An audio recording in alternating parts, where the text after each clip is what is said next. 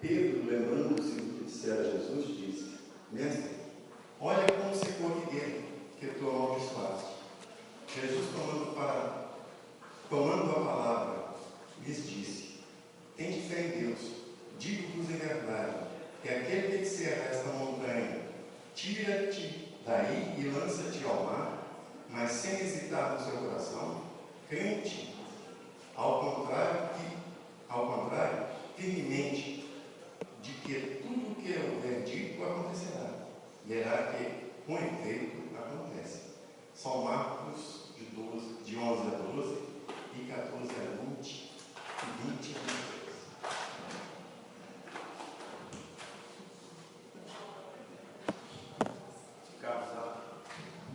Carlos Andrés vai conduzir a palestra.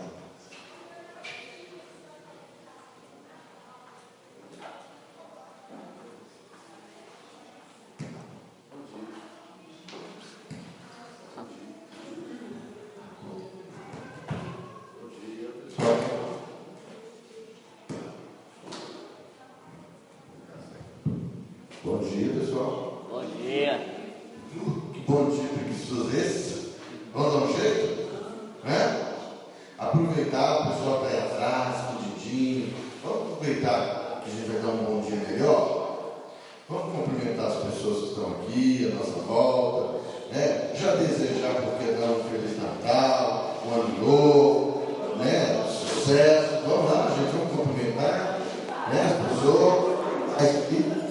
Bom dia, Feliz Natal, tudo de bom.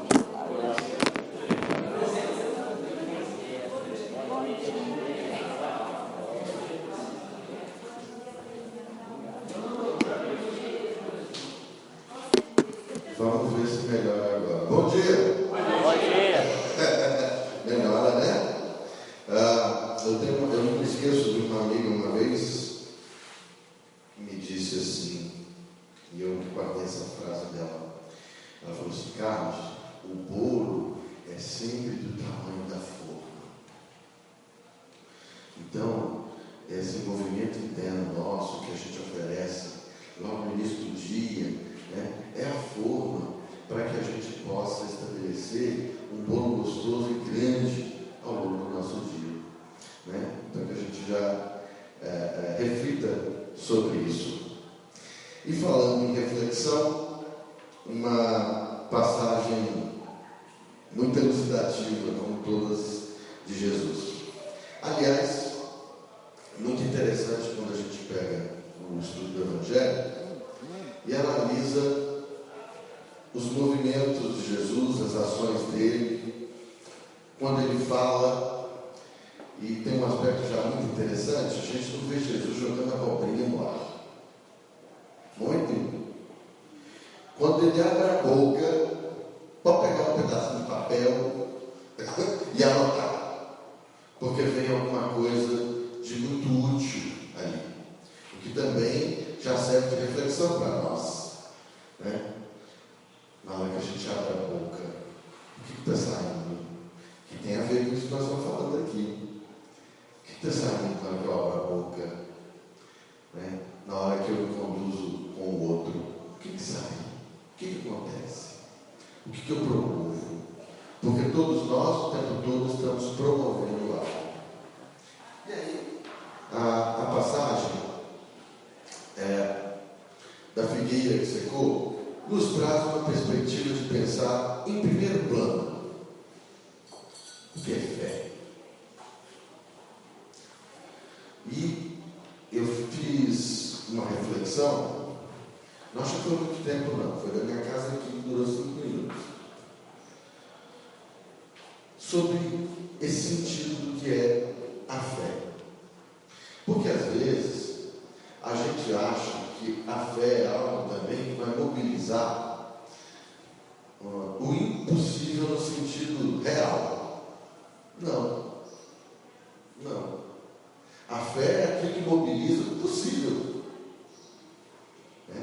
E aí que está o grande lance quando Jesus fala da fé para nós. Ele está dizendo, ele fala com conhecimento de que sabe que aquilo é possível acontecer. Porque nem ia confiar naquilo. Imagina o seguinte: olha, Orlando, eu tenho fé que Deus vai mudar todas as leis divinas. Vai acontecer? Não vai. Então a fé é algo estabelecido naquilo que é real, naquilo que é possível de acontecer, naquilo que está dentro das leis divinas. A fé não é algo que vai contra a lei divina. Então, quando a gente fala de fé, nós estamos estruturando o conhecimento da lei divina, o conhecimento de como os mecanismos das coisas acontecem. E eu realmente tenho fé, porque eu sei que aquele mecanismo é possível de acontecer. Porque eu sei que eu posso mobilizar recursos para que esse mecanismo ocorra. E aí entra um outro aspecto interessante da fé. Porque eu sei que eu posso mobilizar os recursos.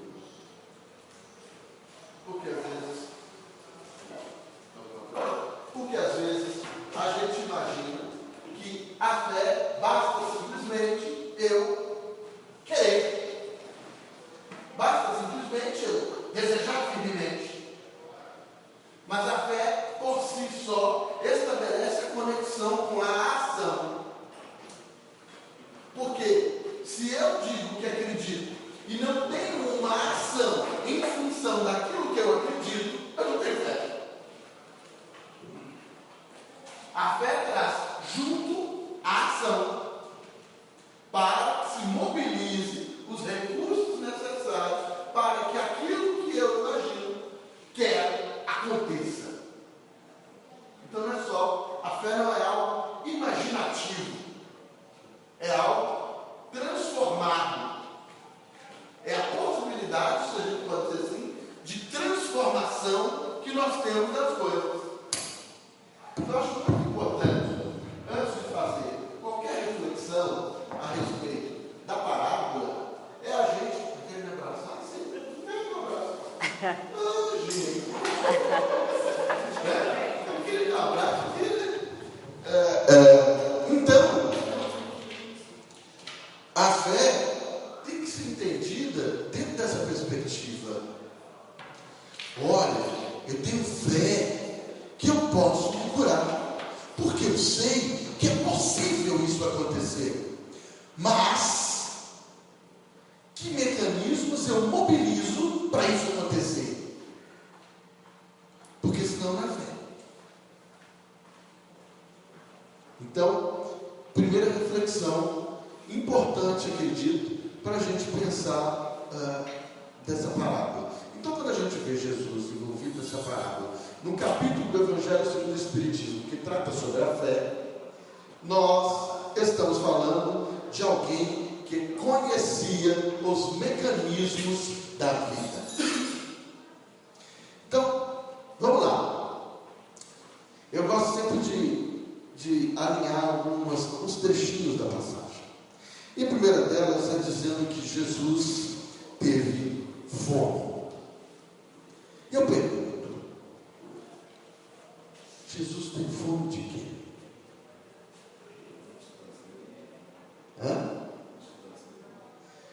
Você tem fome de quê? Jesus tem fome de quê? Ou tem fome de quê? Pode falar, gente, não tem problema.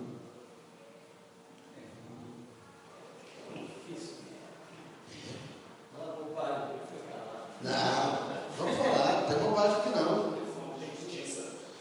Jesus tem fome de justiça. O que mais? Tá vendo? Agora como é que todo mundo vai falar? Jesus tem fome da liberdade. Jesus tem fome de quê? O que mais, gente? Jesus tem fome do amor. Tinha fome de progresso. Do progresso. Veja. Então é importante que nós reflitamos que Jesus teve fome. Tem fome até hoje. E tem fome disso. Tem fome do do progresso, da justiça, ele tem fome do amor. E aí, ele vê a árvore, a figueira. Eu costumo dizer os espíritos figueiras. Espíritos figueiras. Está lá. Né? E aí, como ele tem fome, quem tem fome faz o quê? Tirando o menu. Confiança. Hã? Confiança. Mas eu tenho fome, eu só confio no Senhor. Não? O que eu faço? Eu vou buscar algo que sacie a minha fome. Tá? Isso é o movimento lógico da coisa. Estou com fome, vou buscar algo que sacie. Aliás, como eu tenho fome, por exemplo, eu busco algo que me sacie o dia inteiro. Então, Jesus faz esse movimento. Eu tenho fome da justiça, eu tenho fome do amor, eu tenho fome, e vou buscar esse recurso. Então, no mundo onde vivem os espíritos figueiras. E aí, chega lá, só encontrou folhas. E o que seriam as folhas? O que são as folhas? Só a questão Aparência. E eu acho tão interessante, e se nós formos reparar bem, nós estamos no mundo físico e temos a realidade com as questões da aparência. Porque às vezes quando a gente fala da aparência, a gente pensa assim, então não se preocupe com isso. Nessa também não. Preocupe muito com isso também. Você queria que alguém entrar no ambiente e a sua aparência ser uma aparência que desagrade? Não. Então a gente tem que olhar a aparência assim. O problema é só folhas. Só aparência. Essa que é a questão. E aí, os espíritos figueiras apresentam só folhas. Mas o mais interessante, ele foi buscar lá, e a passagem diz isso, eu acho que assim, quem redigiu, falou assim, eu vou dar uma sacaneada em Jesus aqui, vou colocar aqui, não era tempo de vírus.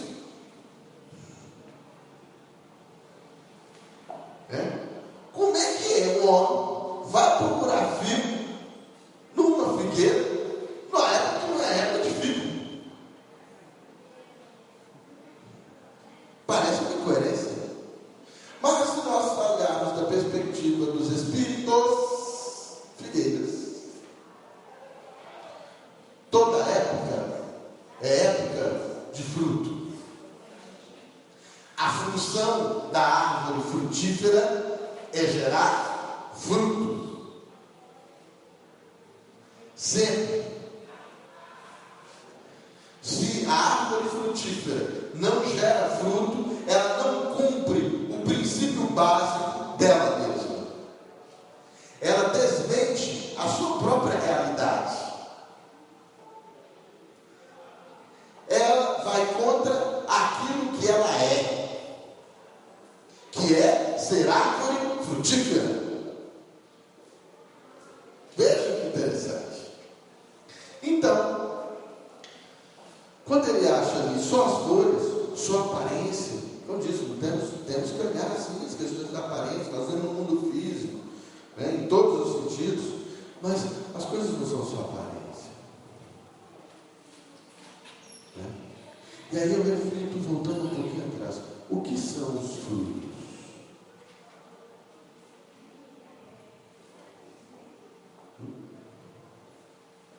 O que são os nossos frutos? Teria que ser, como foi dito, fraternidade, progresso, prosperidade, perdão, porque isso é o que espera. Sim. Aí eu pergunto. também o resultado da nossa constituição.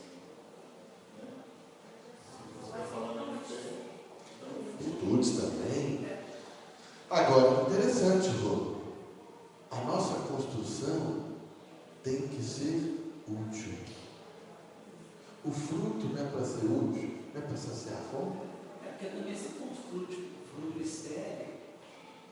O fruto não é para saciar a fome. Então, as nossas virtudes precisam saciar as fomes. Os nossos frutos precisam ser oferecidos à sociedade. E, gente, quando fala isso, às vezes a gente tem uma tendência de pensar assim: mas eu não tenho tempo para estar no trabalho benéfico, para estar no trabalho social. Eu pergunto: você pode oferecer um fruto na sua casa? Que frutos você pode oferecer na sua casa?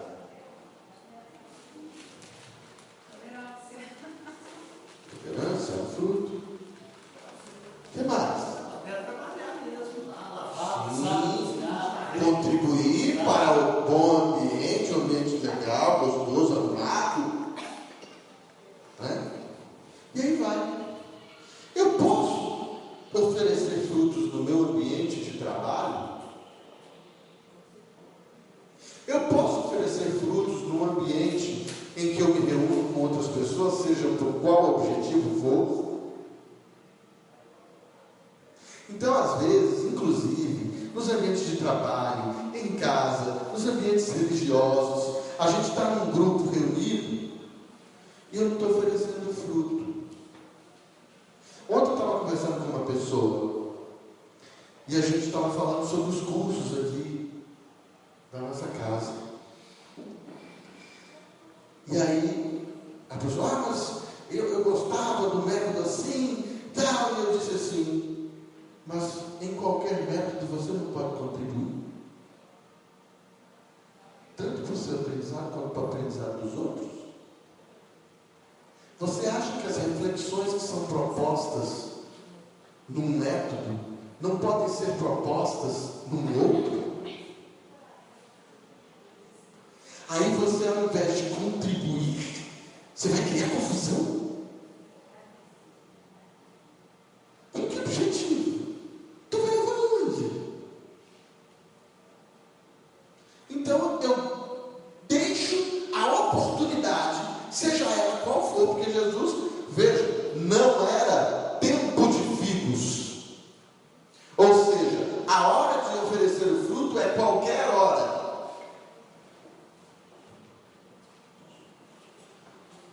Eu vou deixar de oferecer porque me desagrada? Eu vou deixar de oferecer o fruto porque não é do jeito que eu quero? E quantas vezes a gente não faz isso na vida? A coisa não aconteceu do jeito que eu queria, na hora que eu acordei, então hoje eu não dou bom dia para ninguém. Porque não aconteceu como eu queria, hoje eu não dou uma palavra que seja interessante para a construção de alguém. Um momento social no país está fazendo. Exatamente.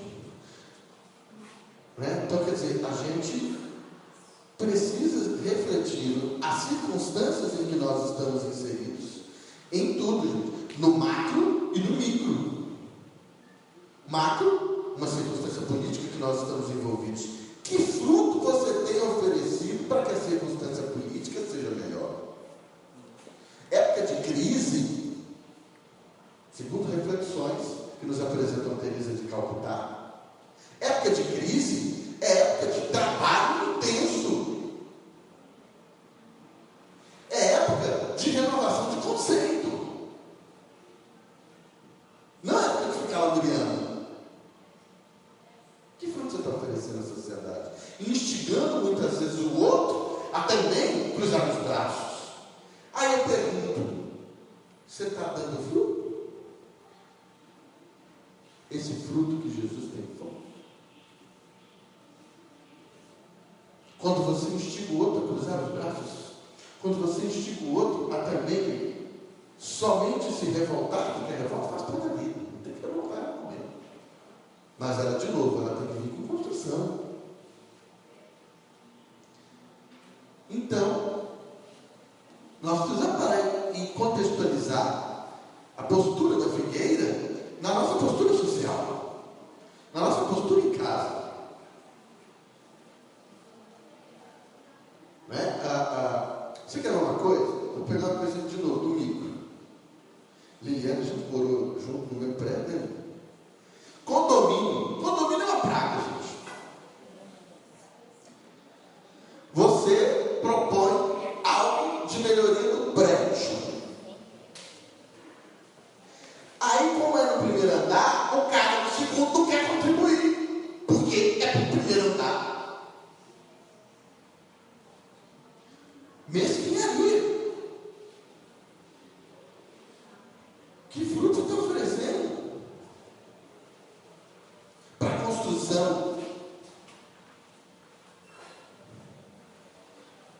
Às vezes a gente está pronto para o fruto da acusação, para o fruto da punição e da construção. Então é isso. Eu preciso saciar a fome. Aonde eu estiver, eu tenho condição de oferecer isso. E aí, a gente vê que, pouco depois, no dia seguinte, eles estão passando e a figueira estava seca até a raiz, porque Jesus falou que ninguém coma fruto de ti. E eu acho assim, que o redator da parábola também, ele deu mais uma cutucada quando ele coloca assim: olha, aquela que só amaldiçoou. Aí eu pergunto para você: se eu virar e amaldiçoar Deus, Senhor, sou seque, sabe o que vai acontecer? Não vai. Isso não está envolvido com a lei divina. Na verdade, o que Jesus mostrou ali é que ele já sabia que ela ia secar. Porque secar, ou ficar sem essência, ou ficar sem o movimento interno, daquele ter o sumo, é algo essencial. Mas se você não coloca em movimento os seus recursos, a natureza leva você a secar. Uma hora vai acabar os seus recursos, porque você não os utilizou para isso. A árvore frutífera tem todos os recursos internos para oferecer o fruto. Se ela não faz, ela não seca. Por si só, ela seca. Ela se condena à secura. Não é assim o ser humano? Quando ele não coloca em movimento os recursos dos sentimentos, das emoções ativas, ele não seca. Isso é natural. Isso não é maldição de ninguém, não. É a natureza. Quando a gente estuda, por exemplo, as questões do magnetismo, né, que a gente fala muito no dia a dia, às vezes a gente fala assim: você já estudou magnetismo? Não! Mas aí eu chego em casa e falo da inveja do outro. Ué, estou falando de magnetismo. Não é? As questões do magnetismo estão ligadas no mesmo sentido. No mesmo sentido. E a gente usa aí no dia a dia. Então é preciso propor essa reflexão quando a gente fala da fé. E aí Jesus diz assim: tem fé em Deus. Né? Ou seja, não hesita. Aquilo que é da natureza da vida acontecer, vai acontecer. Mobilize os recursos, se isso é possível de acontecer, porque vai acontecer. Talvez não aconteça no tempo que a gente quer, que a gente é apressado. Eu tenho uma amiga que, assim como eu, está um pouco mais fofinha. E aí, ela vira para mim e eu dou mais sentido para ela. Eu vou ter que fazer a dieta. Eu faço mesmo. Faz mesmo. Ó. Aí eu começo a dar dica, porque eu tenho todas as teorias de dieta na cabeça. Sei tudo. Só não faço. Dieta dói. Né?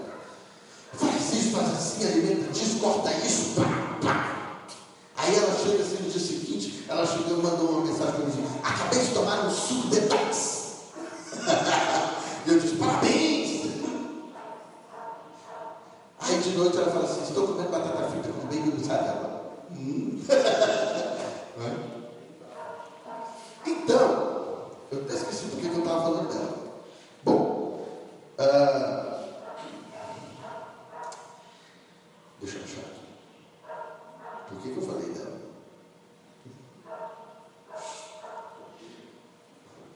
Pois é, isso. A bem da verdade, primeiro, ela não faz o movimento que tem que fazer. Da falta de paciência, que eu estava falando. Aí ela tomou seu detox, almoçou um pouquinho com o bifinho de grelhado de frango, né? Aí eu achei interessante porque no terceiro dia ela me mandou mensagem, não aguento mais comer frango. E aí no dia seguinte ela já vai para a balança e fala assim, engordei 400 gramas. Eu falei, mas peraí, as 400 gramas de hoje é resultado da falta de ação dos dias anteriores, minha filha. Calma. E aí coloca aquela carinha que tem aqueles emojis do WhatsApp, ela coloca aquelas carinhas tristes. Gente, eu preciso mobilizar os recursos e ter a tranquilidade de esperar o resultado. Fazendo. Aí a fé, né? A fé, como é um mecanismo divino da lei, eu sei que as coisas acontecem no tempo que tem que acontecer. Não tem o que eu quero. Então, se a gente for olhar as coisas mais corriqueiras do nosso dia a dia, nós vamos ver essa parábola presente. Não estou falando dos outros, não, olhar para a gente. O quanto a gente assume muitas vezes essa postura de espírito figueira. A gente está chegando agora no Natal, final de ano, transição de um ano para o outro. Para mim, significa só isso. Porque ontem foi ontem, hoje é hoje, amanhã é amanhã. Mas o final de um ano significa o final de um ciclo. E o final de ciclo nos propõe. Reflita sobre o ciclo anterior. Ciclo PDCA em administração. Planeje. Haja. Faça ali. Construa em cima do seu planejamento. Avalie. Reconstrua. Isso é o PDCA. O PDCA é a vida para a gente. Então nós estamos chegando agora no final de um ciclo. Hora da reflexão. Foi bom? Foi bom isso, foi legal isso. E o que não foi legal? Não foi legal isso, não foi legal aquilo, não foi legal aquilo lá. E a reconstrução disso? É repensar. Porque, de novo, os frutos que eu posso oferecer à vida, à sociedade, eles não têm que vir. Eles estão aí.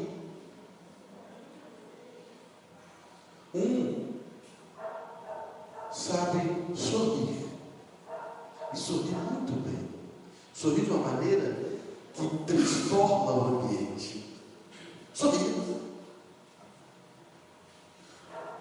O outro tem a capacidade de ter uma paciência maior e consegue estabelecer num ambiente em que se estrutura uma turbulência uma ação apaziguadora. Ofereça o fruto aonde você estiver.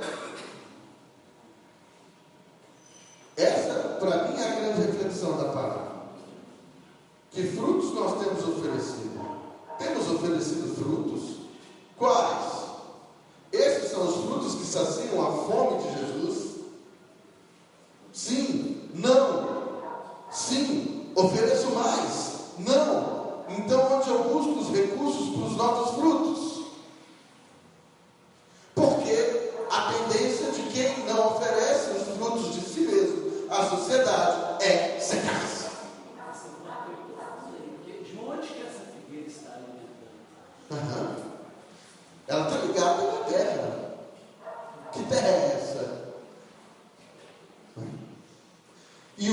distraio dessa terra, porque em qualquer terra eu posso distrair o que é bom.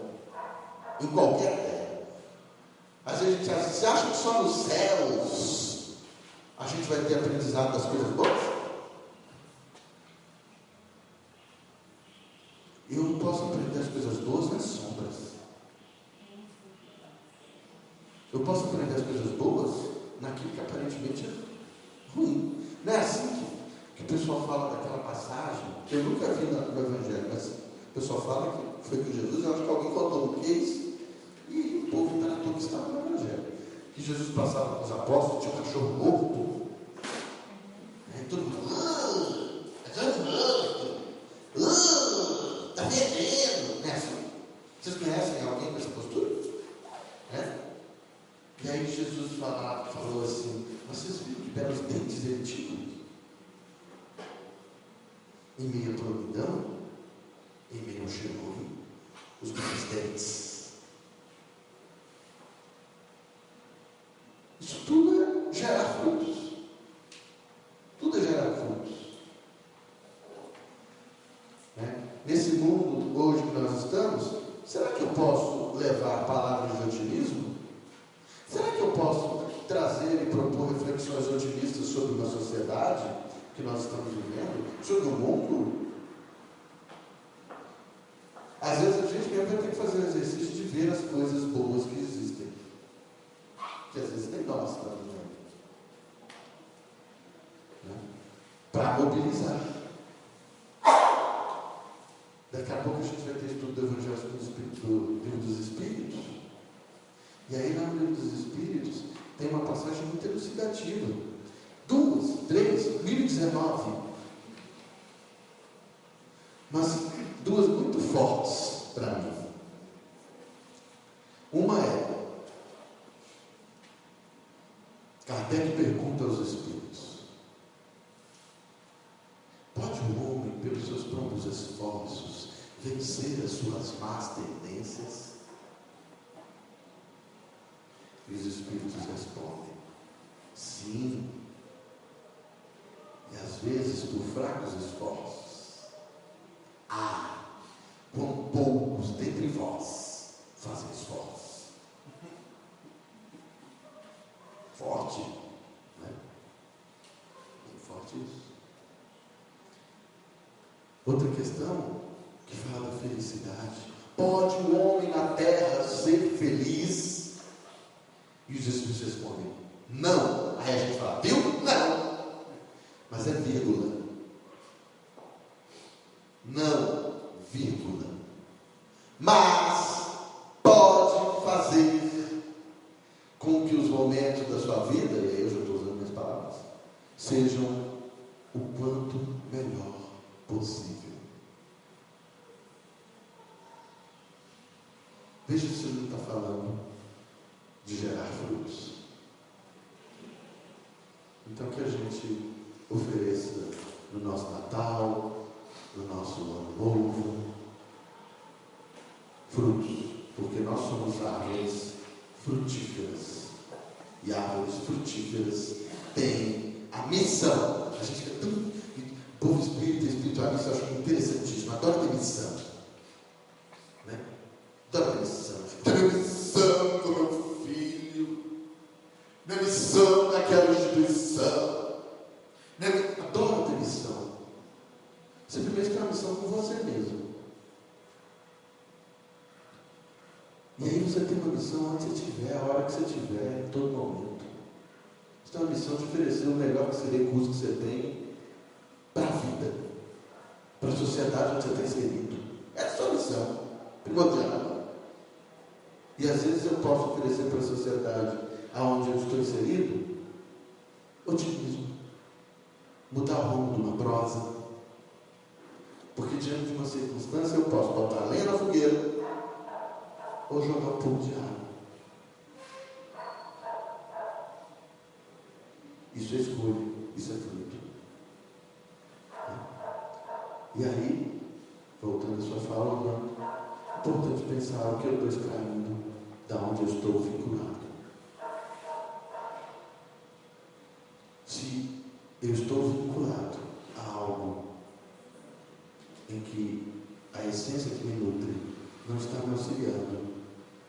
florescer fruto, de repente eu tenho que rever a transição da terra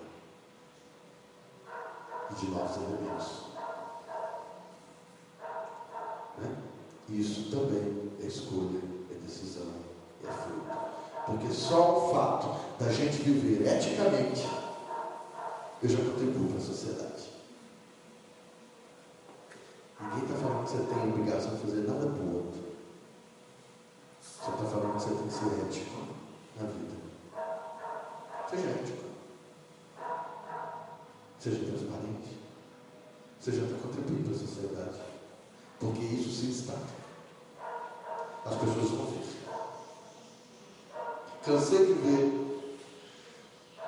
grandes mudanças internas de pessoas aqui, nesses 17, 18 anos que estou aqui nesse trabalho.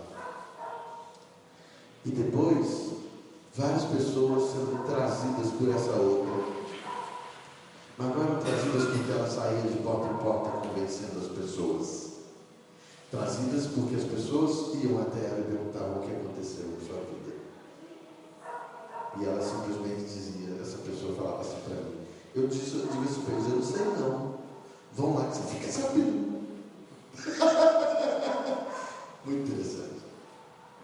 Então que a gente possa refletir sobre a nossa posição de oferecer os frutos. E desde já, voltando para casa, no caminho, ofereça frutos. Ofereça os frutos. E veja a diferença. Chega na sua casa, oferece o fruto da temperança, do equilíbrio, do sorriso, do cumprimento alegre. E veja o resultado disso. Mas seja honesto para ver o resultado. Por outro lado, a gente também pode olhar outros frutos que às vezes a gente oferece e veja o resultado. E aí a gente vai pensar em oferecer os melhores frutos. Né?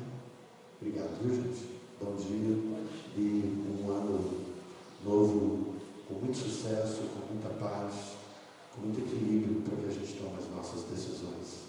Porque decisões é algo que a gente toma o tempo todo. Beijo.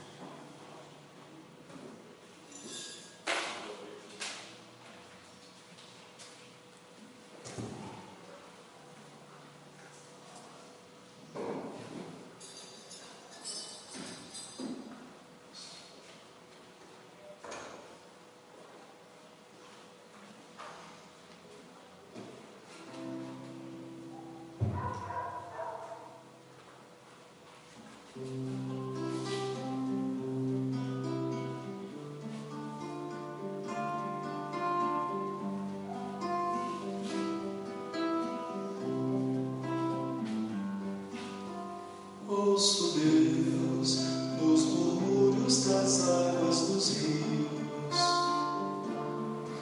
Ouço Deus no furor dos ciclones bravios. Ouço Deus no cantar matinais dos pardais. Ouço Deus nos lamentos dos pobres mortais. Vejo Deus nas estrelas perenes de luz. Vejo Deus no esplendor que a alvorada traduz. Vejo Deus nos suaves perfumes da flor. Vejo Deus no adeus companheiro da dor. Sinto Deus na saudade que evoca lembranças. Sinto Deus no morrer de febris esperanças.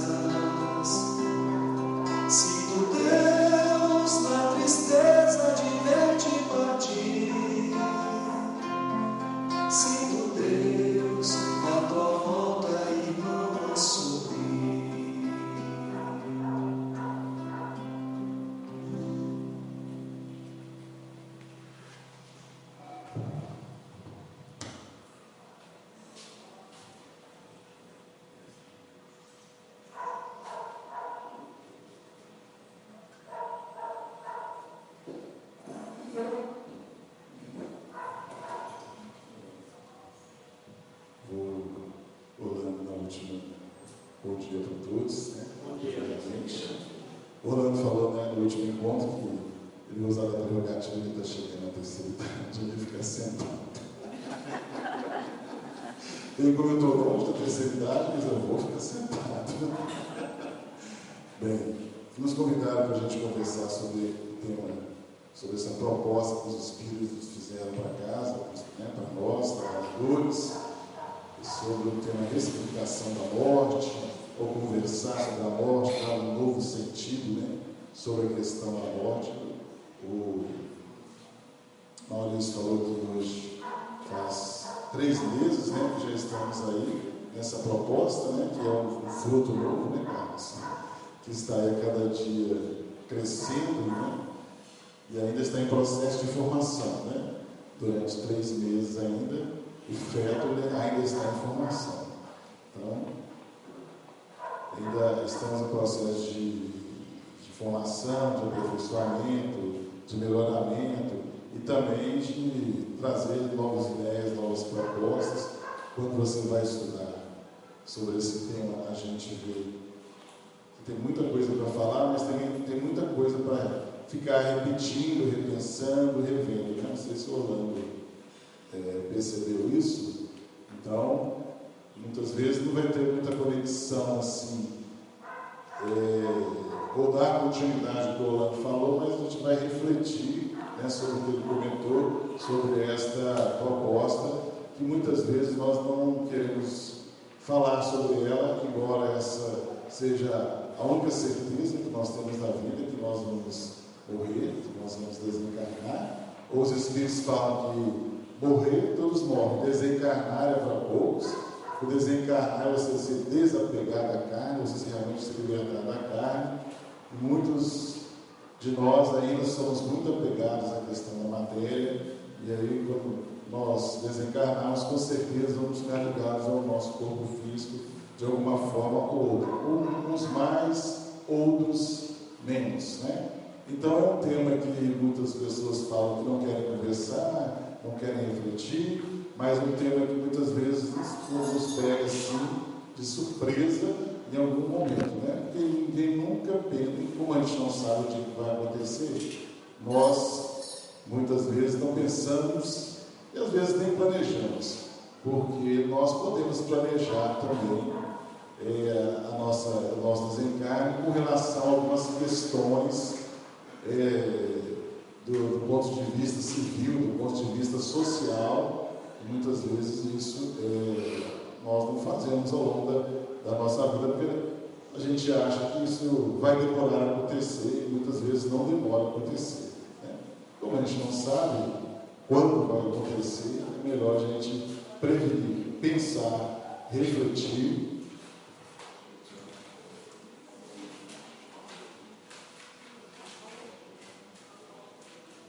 A gente pensar e refletir, não é? A gente também falar de morte, também é falar de vida, porque a doutrina espírita vem falar para nós que a vida continua, que a vida não se encerra, né, após o desencarne, após a morte. Nós temos a prova disso nas mensagens, na própria codificação que Kardec traz para nós. Ele nos fala sobre essa vida que é contínua, que ela é infinita, e nós temos aqui na casa um trabalho de cartas consoladoras, que provavelmente vai acontecer em março, porque em janeiro estamos em recesso, em fevereiro estamos no trabalho de confecção da água viva, e provavelmente isso vai acontecer em março. E o Robson também nem sempre está com a agenda disponível, porque tem outros compromissos. Atualmente ele está fora do país, fazendo um trabalho lá na Europa. Então, quem quiser futuramente conhecer esse trabalho, conhecer essa proposta das cartas consoladoras, ela acontece aos domingos, aos domingos pela manhã, geralmente os portões estão abertos às 7 horas da manhã. A pessoa vem com o nome, a data de desencargo, de falecimento do parente, amigo, conhecido, conversa com o Robson, solicita essa mensagem. Se o Espírito escrever, trazer a mensagem no final da reunião, a leitura das cartas, e o Espírito dando testemunho de vida após a morte. Muitas mensagens que chegam Às vezes eu posso não receber uma mensagem do meu parente, mas outras mensagens que chegam podem nos trazer um acalento, podem nos trazer um conforto, podem nos consolar, que é o objetivo da reunião.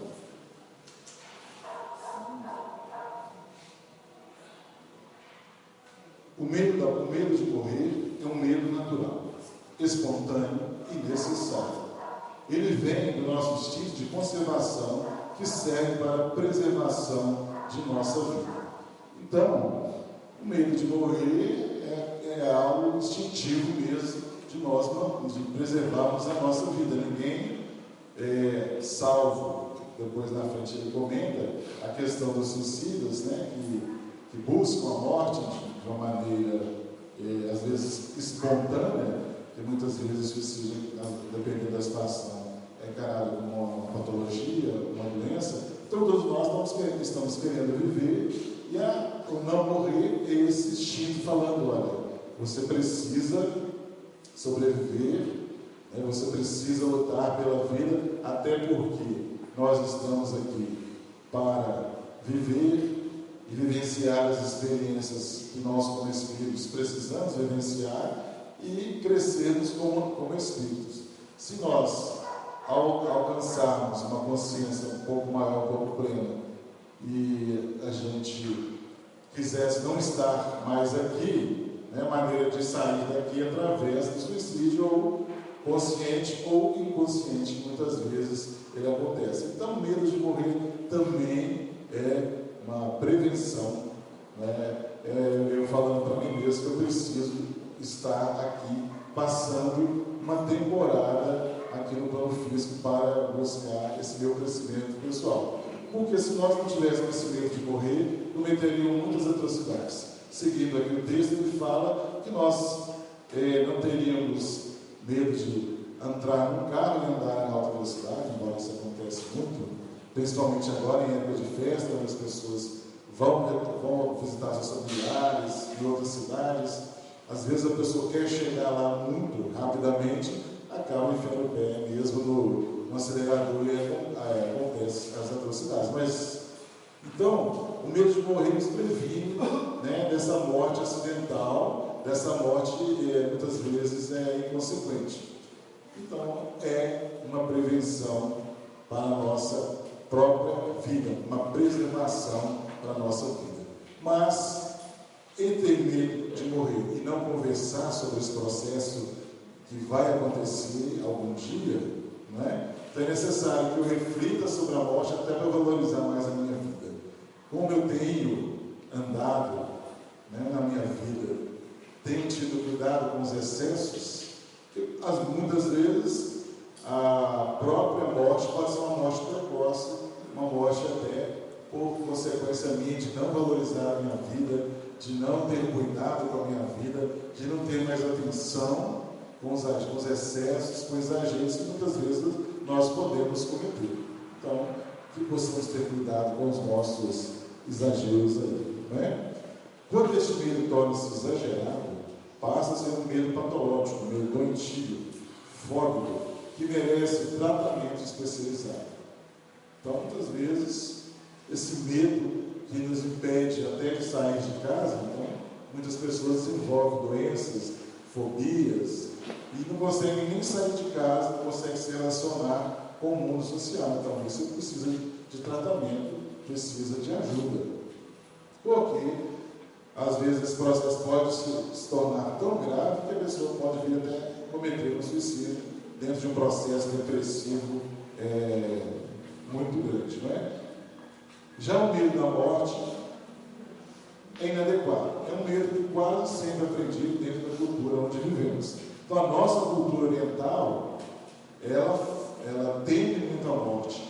As culturas orientais que já estudam a questão da vida após a morte, acreditam nessa proposta, eles têm uma outra visão diferente dos orientais. Muitas vezes o funeral é encarado até de uma maneira diferente. Eles celebram, eles comemoram, eles sabem que o parente ou amigo, aquela pessoa que está partindo, ela está indo para outra dimensão, então eles têm uma outra conotação. Nós, ocidentais, ainda, não sei em função também da vivência mais materialista nossa, nós temos esse medo de perder, né, o corpo físico, de achar que a morte ela vem para nos penalizar de alguma forma, né? Ou não comentou no último encontro que a morte sempre vem vestida, né, de roupa preta com uma foice na mão, né?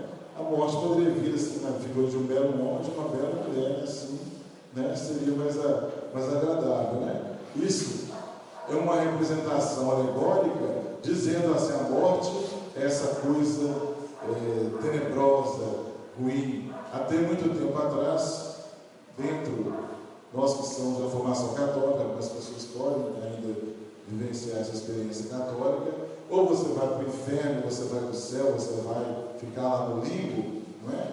Então, na verdade, a gente tem medo de morrer, porque, dependendo das nossas ações, a gente até sabe que a gente vai para o inferno, não é? Então, aí quando a gente envelhece, a gente começa numa correria louca para nós realizarmos boas ações, porque eu quero garantir o meu céu, né?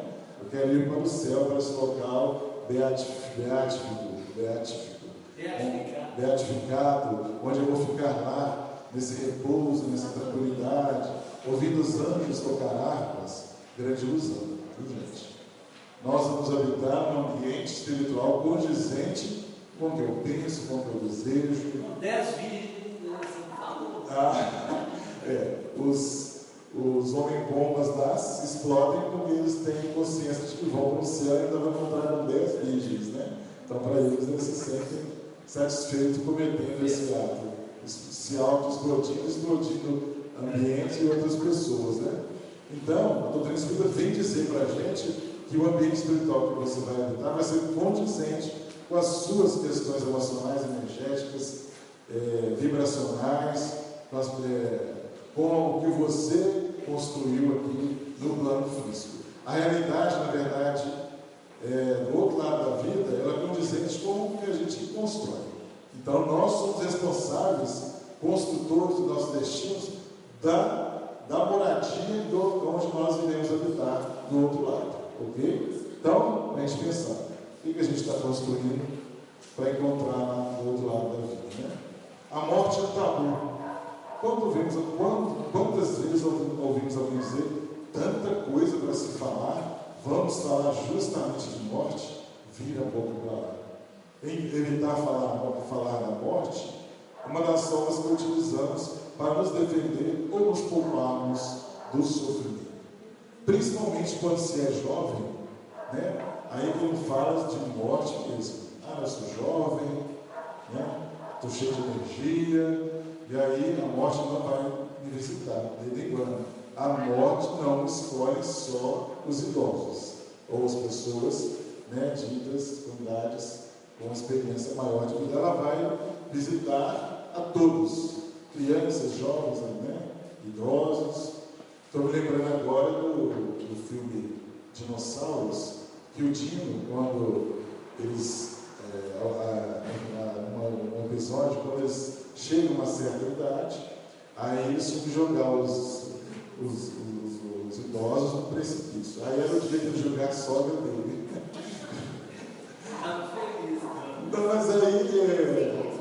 Mas aí ele entrou em conflito, embora ele tinha conflito com ela, quando ele falou assim, vou jogar minha sogra no precipício, né? Que coisa mais terrível. Aí acaba que no final ele não joga a sogra no precipício, né? Ele continua morando com eles lá. Então a morte não é esse precipício, que depois a gente vai se julgar lá, mas a gente pode se julgar nesse precipício dependendo das nossas ações, das nossas irresponsabilidades, da nossa falta de fé, né, que o Carlos comentou muito sobre a questão da fé, né, como está a fé na minha vida.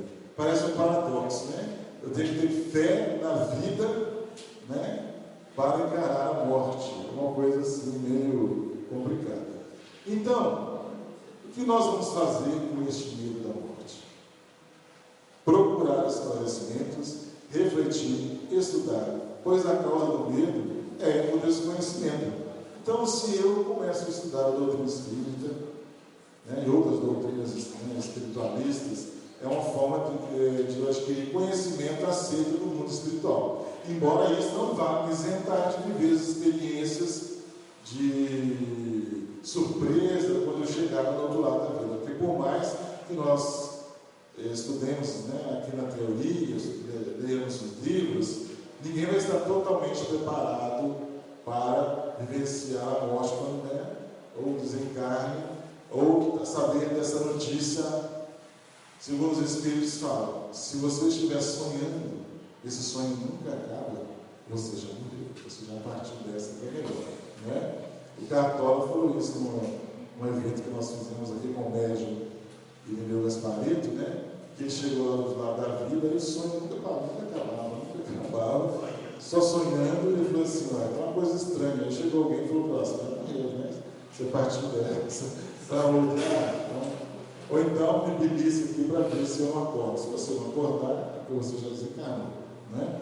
Então, nós temos então que refletir, pensar, estudar sobre a questão da morte, sobre a questão da vida após a morte, até para a gente amenizar esse medo, esse temor, esse terror da morte. Não quer dizer também que, a partir do momento que nós acharmos, entendermos as questões do plano espiritual, nós vamos sair daqui e pular no precipício ou pendurar numa corda, porque então morrer é bom, né?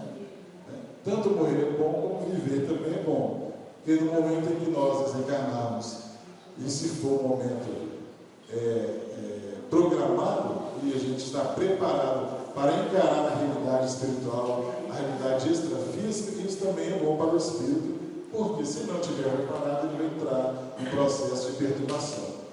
Segundo os orientadores espirituais, muitas pessoas desencarnam, né, morrem, retornam e nem sabem que foram para o plano espiritual e que retornaram. Nós, né, estamos tendo essa luz aqui, neste momento, já tem por pouca quantidade de informação que nós estamos obtendo aqui, isso vai fazer uma diferença na nossa realidade no momento que nós chegarmos ao outro lado da vida. Nós tivemos um amigo que é meu xará, né, chamava-se Rodrigo Aleixo, que desencarnou há pouco mais de um mês, né? Aí teve uma reunião de cartas consoladoras, ele estava meio que desorientado, né, quando os trafistas não sabiam que tinha morrido. Aí os espíritos trouxeram aquilo daqui para cá, teve um contato com o Ross no dia das cartas consoladoras, que foi lá dentro. Eu não participei, eu só ouvi o relato. E aí ele, assustado, que tinha descoberto que tinha morrido, já tinha passado acho que 15 dias, né? E ele teve algumas orientações, fez algumas aulas aqui no curso de Espiritismo aqui da casa. Ficou mais ou menos 15 dias perturbado, sem saber que havia morrido. E quando ele descobriu, ele teve um choque, né? E aí ele começou a ficar um desequilíbrio emocional, e eles recolheram e levaram ele para a clínica holística, no plano extrafísico, né, para ser tratado. Então, isso, mesmo ele tendo pouco conhecimento, e a partir do momento que ele teve contato, né, com essa ideia de que ele havia desencarnado, o conhecimento que ele adquiriu ajudou. Aí ele falou assim: nossa, é tudo do jeito que vocês falaram, né? O pessoal comentou. Então aí, como fica tudo guardado no nosso inconsciente, então o consciente dele trouxe para o consciente toda aquela informação que ele sabia. Agora imagina se a pessoa não sabe nada. Se a pessoa acha que vai desencarnar e vai dormir, ou que acha que vai desencarnar e vai encontrar um céu onde ela vai ficar lá pulando de nuvens e nuvens, né? Então nós não podemos mais nos comportar como crianças espirituais, como diz os Espíritos. Temos que avançar, crescer, sair dessa experiência de criança espiritual e nos tornarmos adultos espirituais conscientes da vida após a morte. Ok? Seguindo aqui, o escritor francês, Leon Denis, grande pesquisador do assunto, também recomenda-nos: devemos encarar a morte face a face, desembaraçada das sombras e das quimeras que a envolvem, para nos prepararmos melhor para este acontecimento natural e necessário no curso da vida. Então, nos alertando que devemos preparar para a questão da morte, e esse preparar é estudando, adquirindo conhecimento e fazendo até experiências extrafísicas. Então, existe uma atividade que é o desdobramento, a projeção astral, que não é um tipo de mediunidade, é uma condição anímica. Anímica é do próprio ser. Ou seja, você pode se projetar, tem exercício que você pode se projetar para fora do seu corpo e viver experiências fora do mundo físico, fora da nossa dimensão, né? E retornar para o seu corpo consciente dessas experiências. Existe até um instituto chamado Projeciologia, foi criado pelo Valdo Vieira, que desencarnou recentemente. Valdo Vieira é um médico que, no início dos trabalhos do Chico, trabalhou, né, com ele, psicografou alguns livros junto com o Chico, e aí depois ele optou por esse caminho com a projeciologia, que é um estudo científico, né? Então, tem um filme que fala, que mostra os Estados Unidos e a Rússia treinando espiões, né, que desdobravam, saindo do corpo e iam lá coletar informação, retornar para o corpo e trazer. Então a gente pode, né, experimentar uma morte temporária. A outra experiência é a experiência de quase morte, que acontece muito com pacientes que entram em coma e tem essa experiência de quase morte quando retornam falando, nos trazendo experiências de viver no mundo extrafísico ou na vida após a morte. Então, é algo que pode ser praticado, inclusive, e vivenciado, e a gente pode adquirir experiências. Dá medo no início, é difícil, porque nesse exercício o espírito começa a se projetar para fora do corpo. Como nós temos esse medo e ele é forte, então a gente não quer se projetar, a gente muitas vezes retorna para o corpo. Então é um exercício como se fosse uma musculação, uma ginástica. Depois, quem quiser ler e estudar projeciologia, desdobramento astral, que é utilizado também nas reuniões mediúnicas para auxiliar, né, muitas pessoas. A doutora Elizabeth Kubler-Ross era PhD, médica psiquiatra suíça, dedicada nos Estados Unidos, uma das maiores pesquisadoras do mundo sobre o tema que é chamado de tanatologia, que é o estudo da morte. Fala que o nosso inconsciente não admite a ideia da própria morte. Em nosso inconsciente, acreditamos em nossa imortalidade. De maneira bem simples, simbolicamente, o nosso inconsciente é um porão. E porão é um lugar onde se guarda um montão de coisas, um local escuro, um tanto fechado. Abrir as janelas, permitir a luz do entendimento adentrar-se, tornar esse conteúdo consciente, vai tomar bastante esse medo. A doutora Dora Encontro, PhD em Filosofia de Educação pela USP de São Paulo, fala que este é um tema que deveria ser estudado nas escolas, com naturalidade, uma visão plural e interdisciplinar.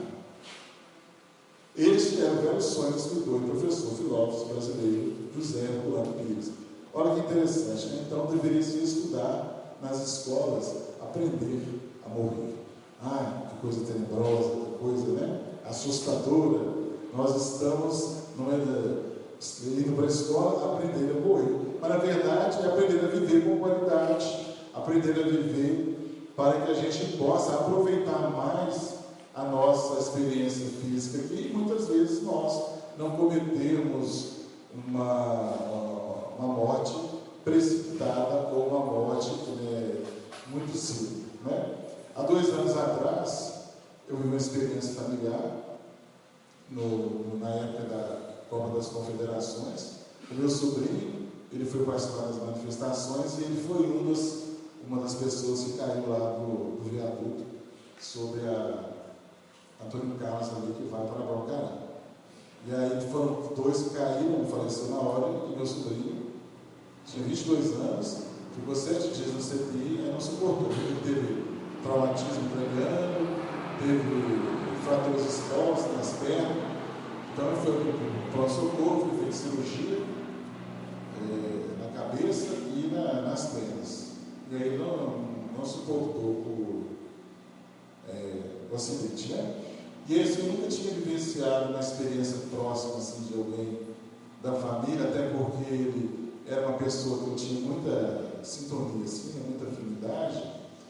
E assim, né, vi ele desde bebê, e tal, e né, a gente saía, aquela coisa toda. E aí eu fiquei, foi uma surpresa assim, muito forte para mim, porque eu achava que eu estava preparado para viver essa questão, para viver essa experiência de um familiar tão próximo assim. Mas eu senti uma coisa assim, tão ruim aqui no peito, uma coisa assim, parece que tinha um buraco aqui no meu peito, uma coisa extremamente assim, desagradável, ruim demais, péssima. E aí, num momento assim, você fica, pô, Deus, nossa, cara, 22 anos, porque eu com o conhecimento espiritual que eu tenho, porque, né, foi acontecer com ele, por que não ficou, né, por que não se salvou lá no hospital com tratamento? Eu ia lá aplicar a passe nele, e aí injetava magnetismo, pedindo para ele viver assim, e quando ele faleceu, eu disse, nossa, aí eu sofri muito. E o que me ajudou foi, né, a própria casa, o próprio conhecimento que realmente conforta a gente e nos fortalece. Mas é uma dor muito grande. Imagina as pessoas que são pais, são mães, que têm uma ligação muito mais direta, principalmente as mães, uma ligação mais estreita. Imagina a dor que a pessoa deve sentir, porque eu senti em algum momento essa dor pela perda dele. Principalmente que era um rapaz muito alegre, tinha acabado de formar um curso técnico em aeronave, estava com uma proposta de trabalho. E aí, assim, é difícil, mas o conhecimento que a doutrina nos traz, conhecimento que, né, que me fez despertar para refletir, né, buscar a ajuda dos amigos espirituais. Depois tivemos orientação de que ele tinha sido acolhido pela equipe da casa, estava sendo tratado. Então, isso dá um consolo para a gente, e isso reforça né, a nossa fé. A outra questão muito interessante é que eu trabalho na área da saúde, então a gente lida muito com essa questão vida e morte, né? Então, eu já trabalhei em hospitais, atualmente trabalho em centro de saúde pública, e aí o pessoal costuma comentar, o pessoal da saúde é muito frio, né? Não tem sentimento, né? Mas assim, não é uma situação fácil, né? A gente lidar com a doença do outro, a gente cuidar do outro, trabalhar do outro, e a gente tem que ser forte o suficiente para fazer um procedimento na pessoa, para que ela possa viver, né? Se nós não tivermos um certo equilíbrio emocional, psicológico, para realizar o procedimento, como que a gente vai salvar alguém? Não é? Se nós ficarmos lamentando com a dor do outro, e às vezes, né, chorando, né? Nós tivemos uma companheira no curso de técnico de enfermagem que eu fiz, no momento em que foi fazer o estágio, aí ela chegava para estagiar, o paciente começa a relatar uma situação de sofrimento, de dor, aí ela começava a chorar, e aí debruçava em cima do paciente, não conseguia fazer nada. Imagina, não é? Como que... Aí a pessoa fala que quem é da saúde é frio, não é que é frio, a pessoa tem que ter uma certa equilíbrio emocional para realizar o procedimento. Se você não realiza, como você vai salvar vidas? Não é?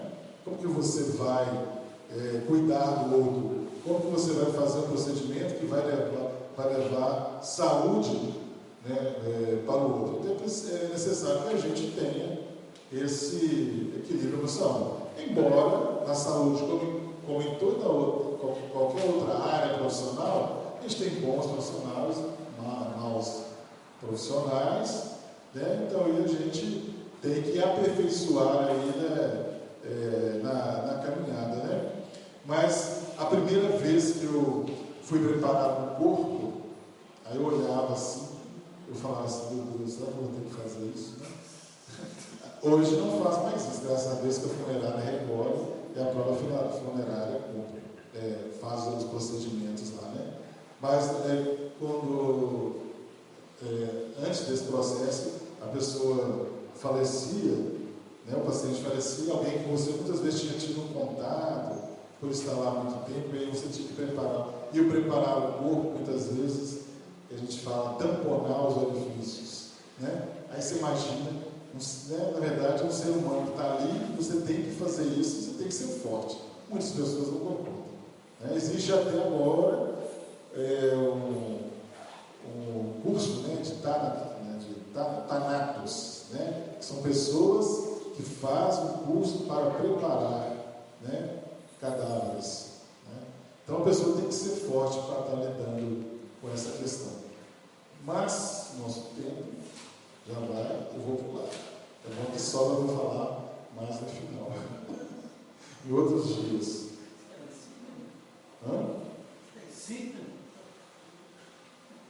Como se preparar para a morte? Viva cada momento como se fosse o último. Viva cada momento como se fosse o último segundo de sua vida, pois nela, até hoje, ela está sempre presente na minha cabeça. Voltando. Viva cada momento como se fosse o último segundo de sua vida. Mas também não é para ir pegar um carro, sair 160, 200. Né? O viver hoje, viver a sua vida é aproveitar os momentos, né? Com uma dose de bom senso e equilíbrio.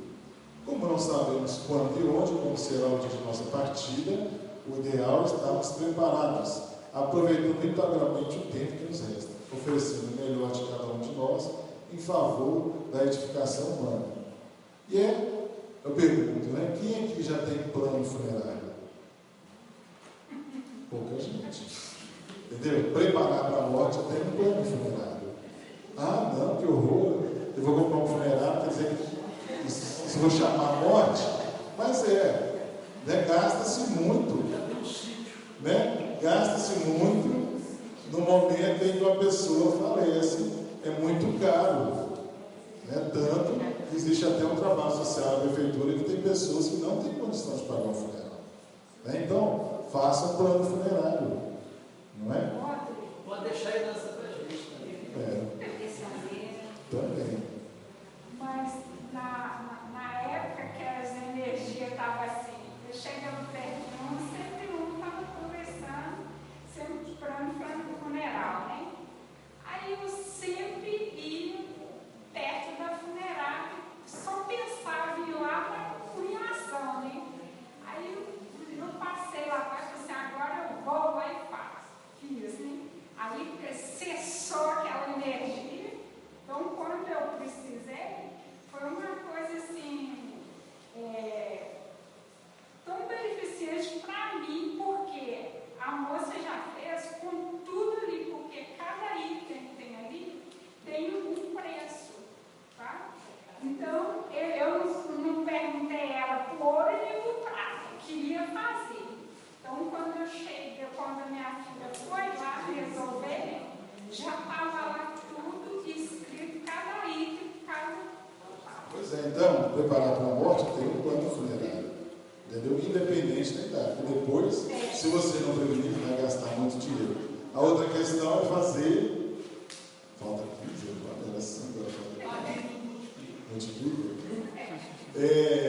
A outra questão é que o Rolando trouxe aqui em forma de brincadeira, mas é a gente fazer deixar o testamento, organizar essas questões, né? Sociais. Esse nosso amigo mesmo, que faleceu, o Rodrigo, que acharam que era ele, eu tinha dito. Ele também rezou para mim no dia, que bom, né? Eu cheguei tendo. O Rodrigo faleceu na segunda e na terça tinha bioenergia lá na clínica. Aí eu cheguei lá na bioenergia, aí estou vendo o Celso, o Célio Teófilo, um olhão regalado assim. Você não morreu, não? Eu devia ter aproveitado e falado assim, meu irmão, eu morri. Você vem aqui despedir de você. Mas eu não tinha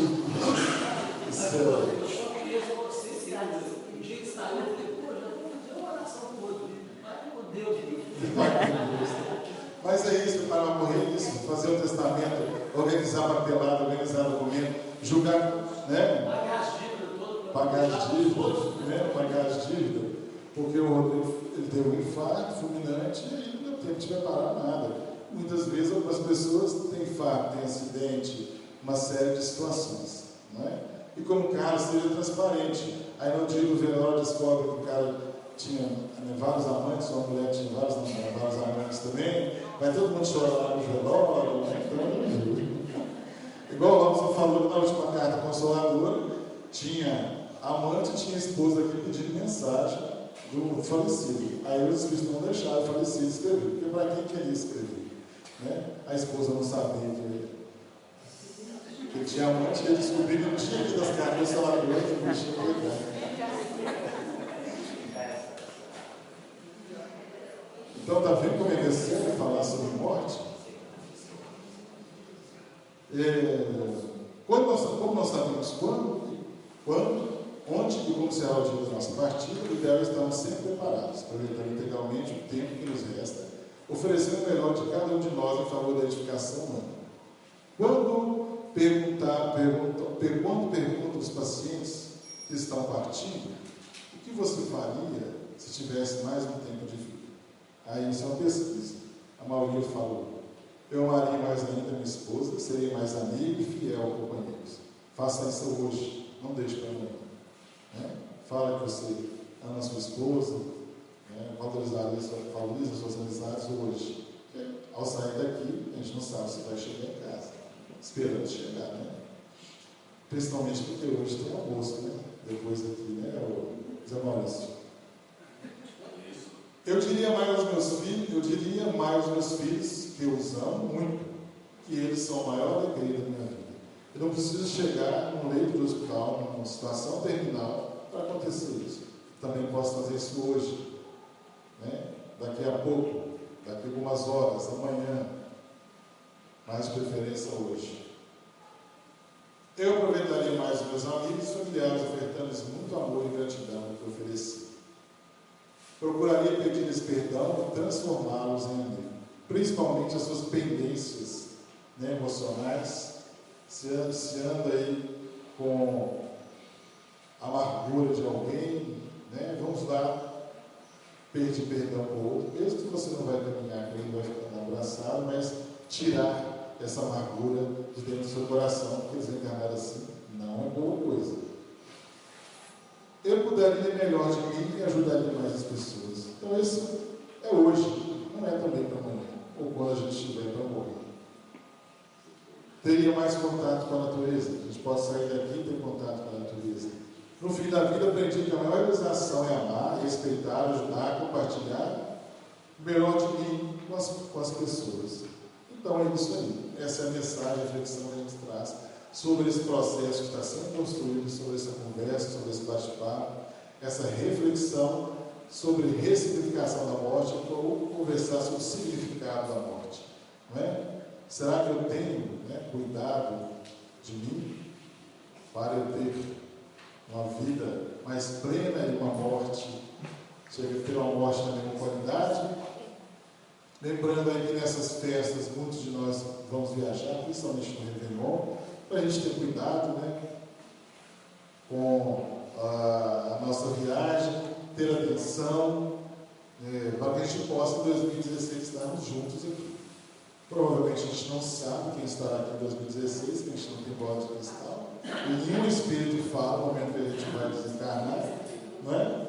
Mas esperamos estarmos reunidos juntos em 2016, conversando sobre a ressignificação da morte, refletindo, nos preparando, né, para morrer, com a qualidade de morrermos felizes. Se a gente desencarnar, a gente continua do lado de lá, nesse processo, nesse estudo, porque a vida continua. Do outro lado da vida, tem muita coisa boa para se fazer. Tem trabalho, tem estudo, mas tem momentos também de diversão, né, de alegria, passeios, né, que a gente pode estar fazendo. Não que a gente vá agora, como eu disse, querer morrer, apressar a nossa ida.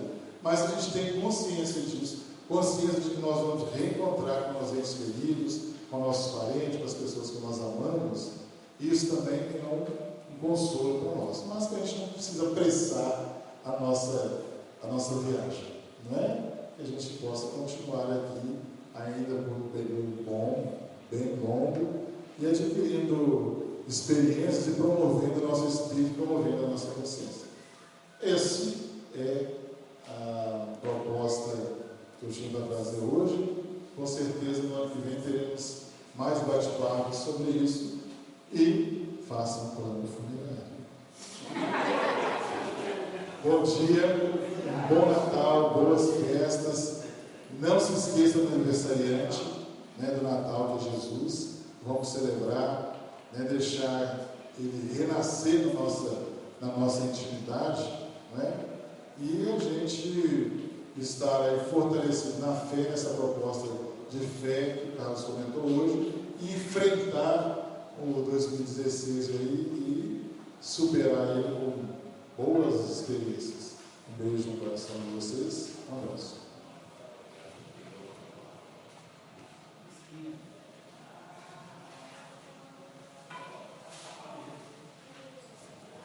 Obrigada, Rodrigo. Obrigada, Carlos.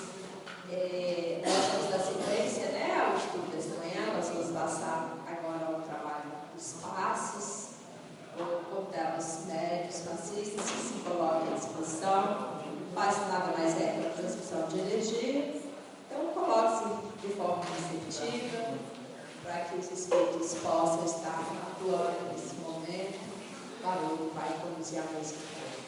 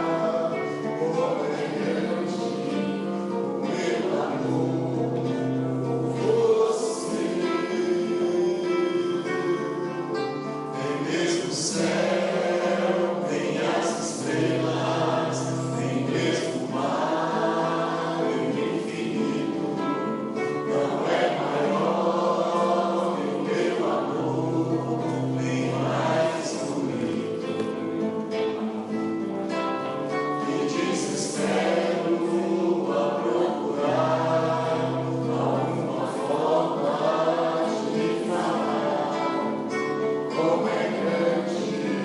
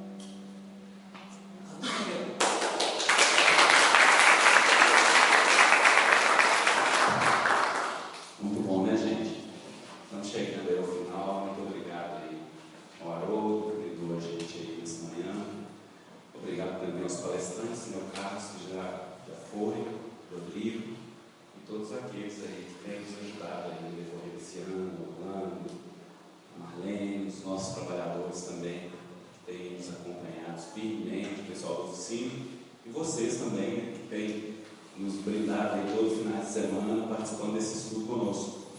Então, nós estamos encaminhando aí para o encerramento, agradecendo a presença de todos vocês. Cadê o Manel? Vou convidar o Manel para fazer a prece de encerramento para a gente. Antes, dando nossos últimos recados, lembrando que a partir de hoje a gente inicia aí o recesso, nossas reuniões, essa de domingo de manhã, retornam no dia 10 de janeiro, nós vamos ter um breve recesso, vai ser domingo que vem, dia 27, e depois dia 3 de janeiro também nós teremos um recesso. Nesses 2 finais de semana seguintes, a casa não funciona, não vai funcionar nem durante a semana e nem aos domingos. Então nós teremos um recesso, retornaremos no dia 7, quinta-feira, para quem quiser pegar uma orientação espiritual, pode se dirigir à nossa casa no dia 7, a partir das 18 horas, os portões estarão abertos para você receber uma orientação espiritual e fazer um tratamento na nossa casa. Esse tratamento ele acontece aos domingos à noite, aqui nesse salão. Nós temos também outras reuniões, que são as reuniões de ectoplasmia, para quem está aí com algum comprometimento físico e está sob tratamento médico. Temos também as nossas cartas consoladoras, que a gente vai estar informando isso no nosso retorno a partir de janeiro. Ok? Agradecemos a todos, muito obrigado a todos. Só o convite que a Marlene está me lembrando que hoje à noite nós teremos a discoteca do Chacrinha. É o encerramento do ano letivo, nós temos alguns espíritos da Universidade dos Espíritos de Minas Gerais, onde vários desses trabalhadores que vocês estão vendo aí estudam. Aqui a gente estuda sobre espiritismo. E hoje é o encerramento do nosso ano letivo e o encerramento também das atividades com festa hoje, aqui no Cassino do Chacrinha, na usina do Chacrinha, discoteca do Chacrinha. Discoteca do Chacrinha hoje.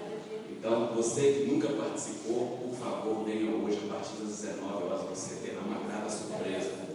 O Chacrinha vai encarnar. Chacrinha e seus convidados? Quais são os convidados? Timaya, Fred Mercury, Menudo, Timaya, Nem Mato Grosso de novo. Então nós teremos aí uma gama de artistas que vão estar aqui hoje, vocês vão ver hoje a partir das 19 horas. Tem alguém que nos visita pela primeira vez? Sejam todos muito bem-vindos, já vou passar. Você nos visita pela primeira vez? Por favor, pedir a Madalena, mantenha sua mão levantada que você vai receber uma lembrancinha de nossa casa. E sem mais delongas, vou passar para o Manuel, agradecendo a todos vocês para fazer para nós a prece inicial.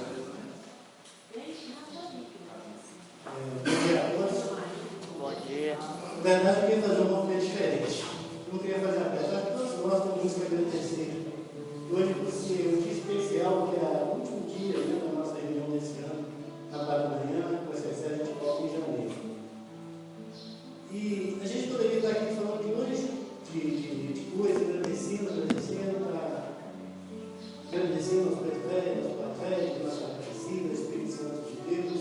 Não importa qual seja o anjo, qual seja o Espírito que apresentou para trabalhar em nome de Deus. Mas hoje, um movimento diferente, agradecer a Deus de uma forma diferente. Que a gente faça 2 minutos de silêncio. E que nesses 2 minutos de silêncio, nós podemos imaginar que no meio dessa casa, isso no plano espiritual existe realmente, uma máquina que centrifuga toda a energia que nós depositamos nela e devolve para o universo. Que nós então colocamos todas essas energias nesse primeiro minuto e direcionamos para esse centro de força. E no segundo minuto, essa centro de força irá devolver essa energia para esse universo. E essa energia vai estar visitando a cada família que é representada, a cada filho de Deus, onde quer que ele esteja. Então, nesses 2 minutos de silêncio, gostaríamos que nós colocássemos aqueles companheiros nossos que estão em dificuldade. Nesses casos, aqueles que estão encarcerados, aqueles que passam as suas provas de expiação, onde a falange dos espíritos do bem e da luz estão nesse instante acolhendo e recebendo.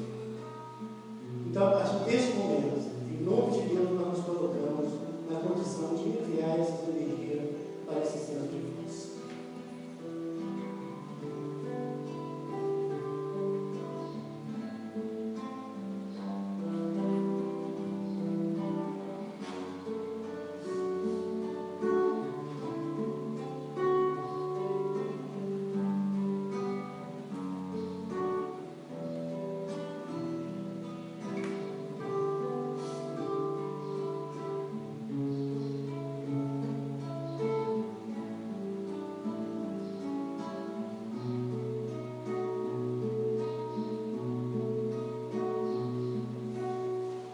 Certo dia um homem esteve aqui, tinha o olhar mais belo que já existiu. Tinha no cantar uma oração, no falar a mais linda canção que já se ouviu. Sua voz falava só de amor, e todo gesto seu era de amor e paz. Ele trazia no coração.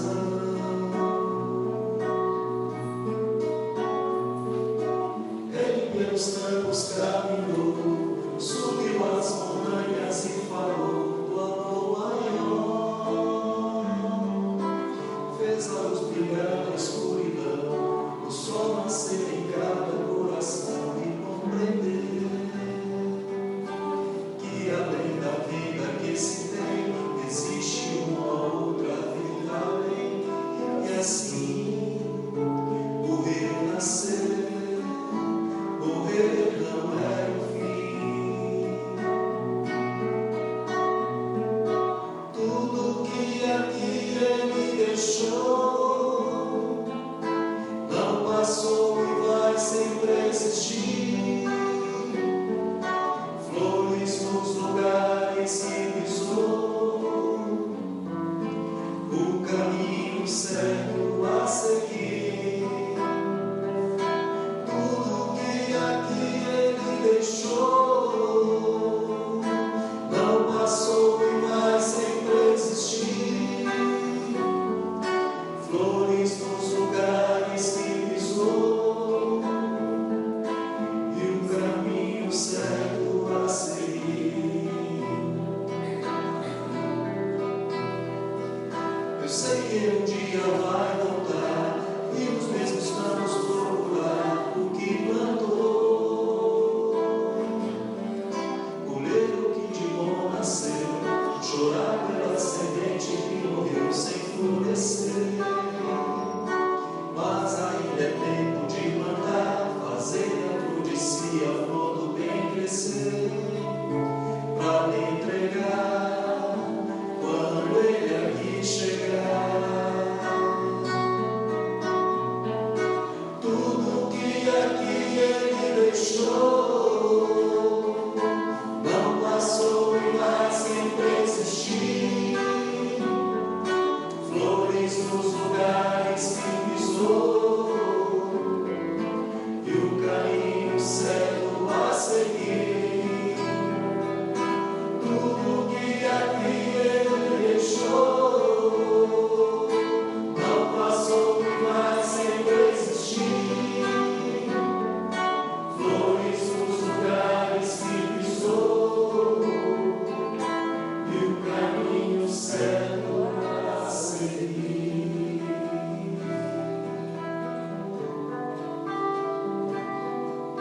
Em 2016, os formatos